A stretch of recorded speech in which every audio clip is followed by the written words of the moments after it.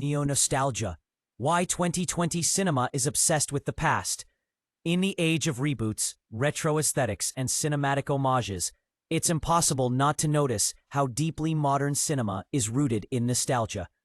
From the stylistic echoes of VHS-era grain in horror films to the resurgence of practical effects reminiscent of 80s blockbusters, today's filmmakers are not just referencing the past, they're reconstructing it.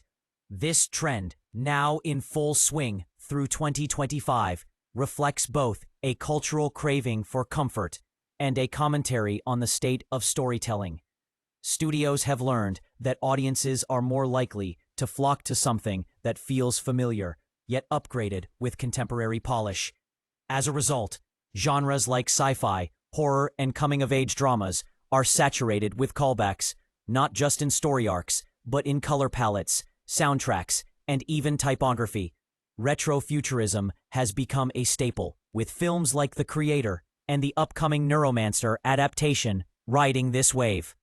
The idea isn't just to revive, but to remix, blending analog style with digital mastery, creating a cinematic language where past and future coexist. The technological revolution in film is another driver of neo-nostalgia. AI-assisted VFX, real-time rendering engines like Unreal, and de-aging tech allow creators to digitally resurrect entire decades or even deceased actors. But it's not always the photorealism that draws attention. It's the stylization. Films like Everything, Everywhere, All at Once pushed boundaries not through spectacle alone, but through the emotional power of handcrafted aesthetics and multiverse logic, which itself is a love letter to cinema's layered history. Now, in 2025, independent filmmakers are using AI to simulate the color profiles and grain structures of vintage film stocks without the actual cost of analog shooting. This democratization of visual history allows even small-budget productions to evoke Spielbergian wonder or Lynchian dread. The tools have changed, but the emotional texture remains. Audiences aren't just watching stories, they're watching the echoes of other stories they've seen before, repackaged with precision and reverence. The psychology behind this cinematic nostalgia is tied to global instability and collective anxiety. Just as 1950s films reflected post-war paranoia, today's nostalgic cinema offers a soothing escape from the present.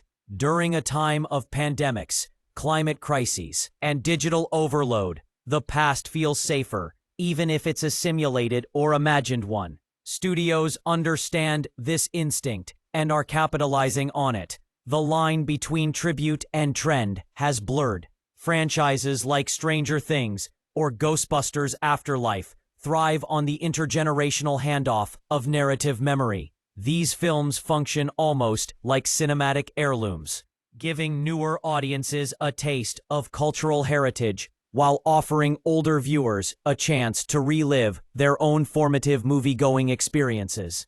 The result is a collective cinematic consciousness shaped as much by memory as by innovation. This trend is also bleeding into genre hybrids. Neo-noir westerns, synth-heavy dramas, and analog sci-fi now form a category of their own, often referred to by critics as memorycore.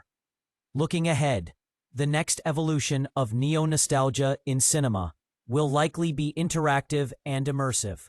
As VR storytelling and AI-generated narratives evolve, we'll begin to see retro aesthetics fused with personalized plotlines.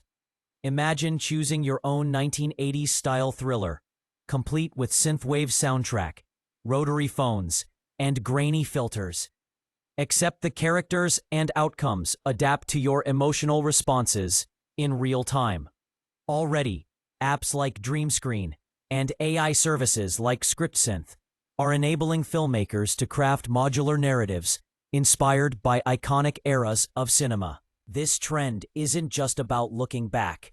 It's about taking ownership of the past, reframing it for the future. and making it accessible to a new generation of storytellers.